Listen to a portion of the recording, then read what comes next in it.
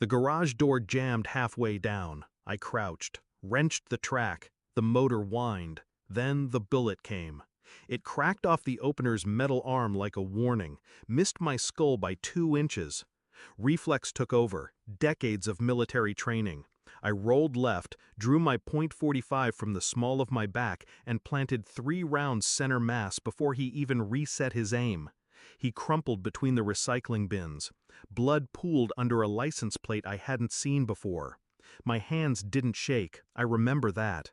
Just breath, slow and deep, like Afghanistan, like Jakarta. I knelt beside the body, checked for a second shooter. None. Just a single man. Sloppy. His phone buzzed. One message. Did you get him? Open casket is unacceptable. Signed with her name, my wife. I stared at it for a long time, then typed back, target neutralized, house, bring cash, and hit send. 10 minutes later, her car pulled into the driveway. Passenger side opened before she even stopped. He stepped out first, badge clipped to his belt.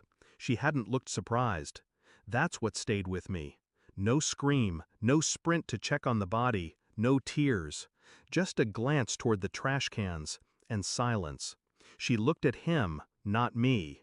That told me everything.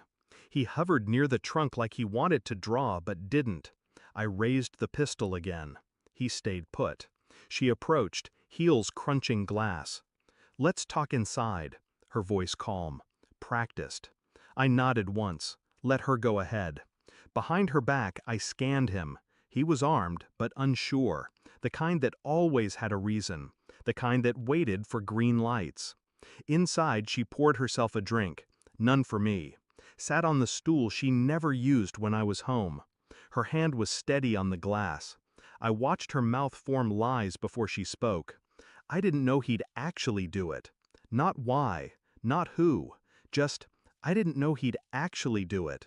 Like we were past the what already. I didn't scream. I didn't flip the island counter and demand names. Instead, I let her talk.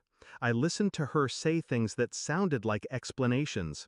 How distant you've been, how much pain you carry, how hard it is to love a ghost. The ghost she tried to bury.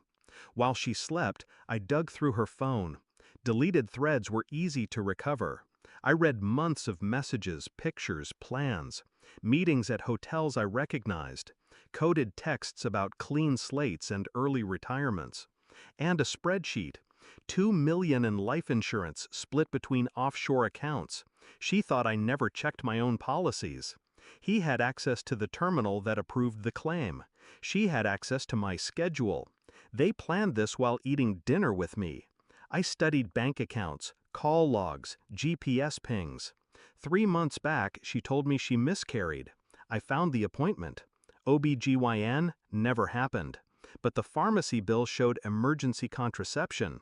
She hadn't miscarried. She had prevented. There's a difference. I waited until a Thursday. She always took her car in on Thursdays, left her phone unlocked on the kitchen counter to charge. By the time she came back, the manila folder sat waiting.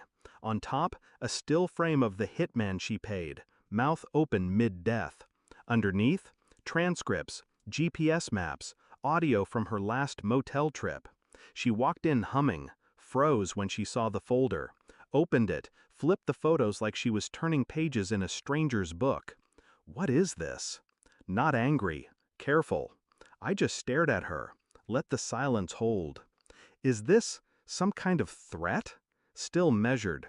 Her voice always steadied when she was cornered. That's when I knew it wasn't guilt holding her tongue, it was calculation. She looked up, swallowed. Eyes darted toward the hallway, probably wondering if I'd bugged the room, if I was recording now. I said nothing. That broke her. Her lips trembled. Finally. She knew I wasn't going to scream, or cry, or beg. She was alone with the weight of her design. I let her sit with it. Next morning, she woke to silence. No coffee brewed, no suitcase packed. Just the front door wide open, and a single sheet on the kitchen table. Transfer of deed, the house, signed to her name. Bank logs, wire transfers, all rerouted. The money she stashed was gone, flushed through a crypto funnel I'd built 3 years ago. She never learned to read code. The final message was handwritten. "You wanted my ghost. Now you have it." I parked outside the precinct that afternoon, walked in, shook the cop's hand like an old friend, told Internal Affairs how his access was misused, handed over the chat logs, the folder from the kitchen. They arrested him before sundown. She came home to silence. And then, sirens. I didn't watch the trial, didn't care for the sentencing. Truth is, I was never after justice, just clarity. I stayed in a motel 2 towns over for a while, learned to enjoy the quiet, the absence of apology, of pretending. Some nights I'd dream of the garage, the spark of that bullet. The last second I was still her husband, before I became something else. She tried to bury me. Instead, she dug her own grave with a text message. "Open casket is unacceptable." She was right, but not for the reasons she thought. Some things are better buried in pieces.